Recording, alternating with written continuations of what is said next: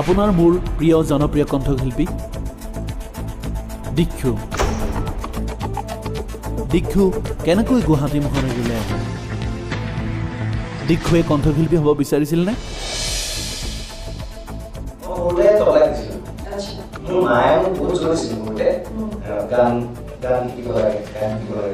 আমাৰ দিয়ে গান শিকিছিলে মই আকৌ লাজতে নিশিকিলো না আমাৰ লগৰকেইটা তবলা শিকিলে সেইকেইটা তবলা শিকিব গৈছিল তবলা শিকি কিন্তু নকৰিলো গানৰ নাম লগাই দিয়ে মোৰ জেঠা এছিষ্টেণ্ট হেডমাষ্টাৰ আছিলে নাম লগাই দিয়ে মই ভাল গান গাওঁ বহুত লাগিলে লোকগীতৰ অনুষ্ঠান হয় মোৰ নামটো লিখি দিয়ে মই গম পাবই লাগে মোৰ নাম নিচিনা চাকৰি এৰি কেনেকৈ কণ্ঠশিল্পী হ'ল দীক্ষু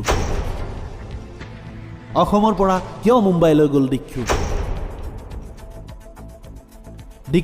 বিজি এটা ট্ৰেইন ৰতনপুৰলৈ যাবলৈ ওলাইছে দীক্ষু লগত ন প্ৰেয়সী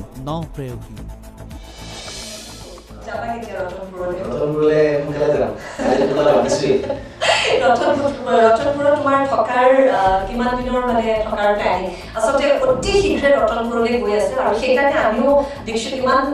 দৌৰাদৌৰিকে লগ কৰিবলগীয়া হ'ল আমাৰ এই শ্বেডুলা লাইফৰ জৰিয়তে এই খিৰিকীৰ জলমাৰ বাবে কাৰণ আমি খিৰিকীৰ জলমাৰে নহ'লে ৰতনপুৰ গৈ পালেগে মানে দেখিছোঁ খিৰিকীৰ জলমাৰে আমি দেখিছোঁ এইখিনি জুমি চোৱাৰ চান্সে নাপালোঁ